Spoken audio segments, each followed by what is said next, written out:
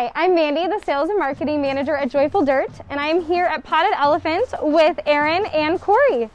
So Erin is better known as Clever Bloom on Instagram and also the other half of Houseplant Club.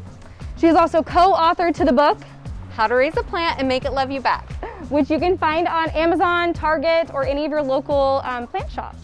Also here with Cory Paul, who is low-key a sexy Instagram model. And also one of 3 owners of Potted Elephant, which is a local nursery here in Portland. So Cory, tell us a little bit more about Potted Elephant. Cool. Potted Elephant focuses on cultivating our own product by propagating from our plants of our stock plants here at the greenhouses. So while a lot of plant shops rely on shipping plants in, we focus on growing our own. So when you buy a plant from us, it's been like loved all the way from a cutting to a plant.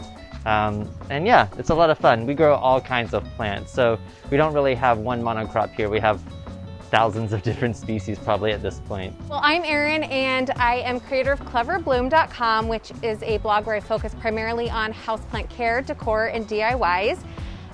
Also co-author of How to Raise a Plant and Make It Love You Back. And we are also working on a second book right now. So that will be sort of the second one in the series. And it's been a while since we've done it because of the pandemic, but Cory Paul and I have done numerous workshops together in the area. We do team building workshops as well as just kind of regular workshops for people who want to come and create really beautiful DIY craft-inspired plants or plant-inspired crafts. Yeah. So anyway, so yeah, that's kind of what's going on right now. And I'm just about a 10-minute drive from the greenhouse. So I come here and visit and look at all the beautiful plants, which is what we're going to do now. So right now we're in our tropical house, which is generally like aroids and ferns, and a few other select epiphytes. We probably have one of the largest like vanilla collections on the West Coast right now. I'm hoping that when Portland Botanical Gardens gets up and running, the collection actually be donated to them. So there's a lot of fun plants in here. We were just eyeing the Thai constellation Monstera. That's a popular one that we see around. You're actually probably seeing some plants that you normally don't see in our Instagram and stuff, because these things are like our stock plants. So the infamous like albos over there, we don't necessarily get them online as much as we'd like to.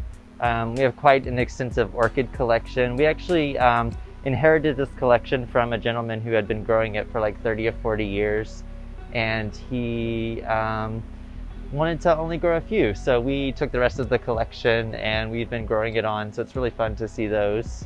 You can see plants starting where we just take little cuttings, and something like this will actually become a full-fledged plant one day, like this, basically. So it's really fun to see something so little go to be something so big. Ooh. Hoya lacunosa, if you can even catch those flowers. They're so sweet, and one of the most fragrant Hoyas. Here's a fun one, Monstera stanleyana alba variegata. Variegation is so interesting. It's really highly sought after in the world right now, variegated plants, but variegation is generally irregular, so you never know what you're going to get, and every leaf is different, and all the splashing is very different.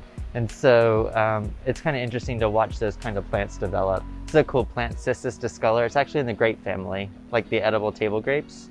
It's a cissus, really pretty. They call it like begonia vine, but they're actually pretty easy to grow. Anthuriums are another hot plant right now. What's interesting is a lot of the like silvery splashy ones like Clavanereum and Magnificum that have like the veining, those are what we would call like hot growing anthuriums. So they actually don't do too well in our Pacific Northwest environment without babying their environment and really increasing heat and light in winter, which we don't have a lot of. But this is Anthurium gracile. It's a sulfur, so it means it self-pollinates. These berries are really ready to be potted up. We actually have some in bins over there already growing. So these are the anthuriums that we tend to grow a little bit more of because they do better in our cool climate. And then right here is a bunch of different mounted plants, and that's kind of how Erin and I met, is our fascination of plants and seeing them form a different kind of craft There's actually, I can see one right behind you that me and Erin made like 4 or 5 years ago, which is kind of wild. But it's taking a plant and kind of mimicking how it grows in the wild.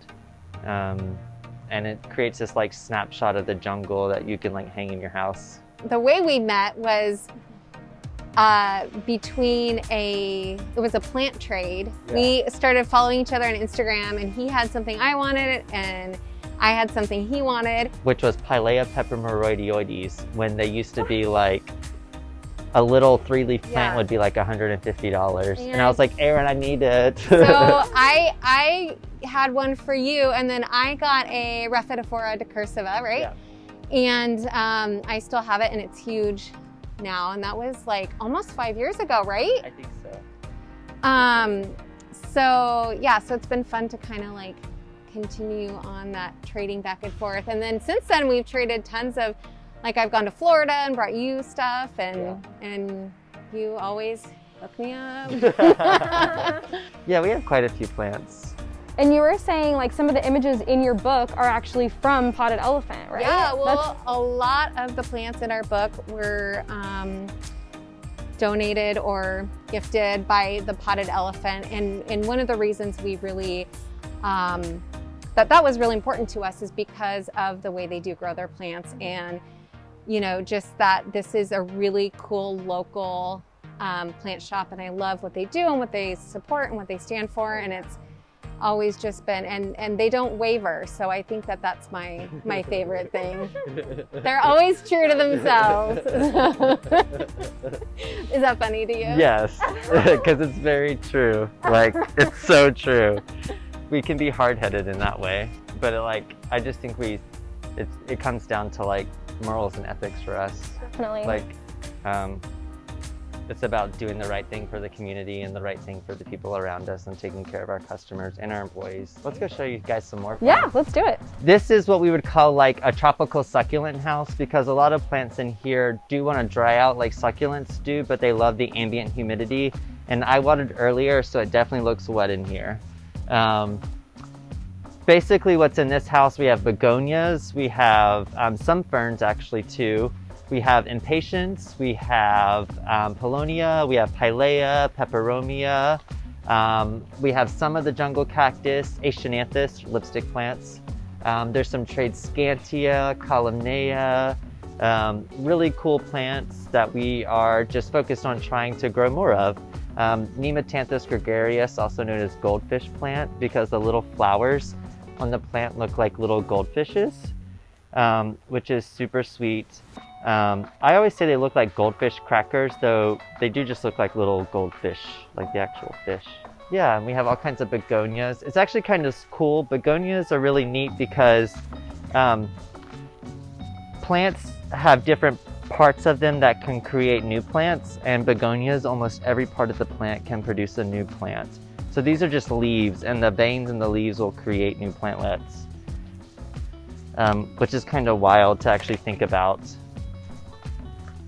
Plants are magical. And then up top is a lot of like jungle cactus. They're epiphytic cactus. They work well on mounts. When Old World split into New World, these cacti remained in the Americas and in the jungle, so they became less spiny and more fleshy. But they all flower and have edible berries. And then the berries contain seeds that the birds eat and poop out, and they become new plants. I can show you one over here, actually. This is Disocactus ramulosa. It's known for being that flame red color, almost purplish, but they produce those white berries that almost looks like mistletoe. Mistletoe is actually not an epiphyte because it is parasitic, but they are not parasitic. They don't feed from the mother plant, but they have little seeds. I don't know if you'll see that come out of the fruit that can be planted and become new little plants. They don't taste like much, kind of like a blueberry, but not as sweet. I like to just like rub them all over the place and see what comes up. It's fun to look at these like little bitty ferns coming up. This is Divalia trachomanoides, or rabbit's foot fern. They are found in several places all over the world. There's like Fiji and a couple of other places, but they're an epiphytic fern. And all you need is the little stem and they grow little babies. Ferns are kind of wild because they create spores, and the spores are actually male and female and both sexes at once. And they can do a little bit of everything when they're in the wild and like create new plants. That's a little bit of the behind the scenes at Potted Elephant. Again, here we focus on producing all of our own plants by cultivating plants from our stock plants here at the greenhouse. And so every time that you come and shop with us, there's always going to be something new, something unique, something common, and also something unusually exotic. We really love what we do and we love sharing our plants with everybody.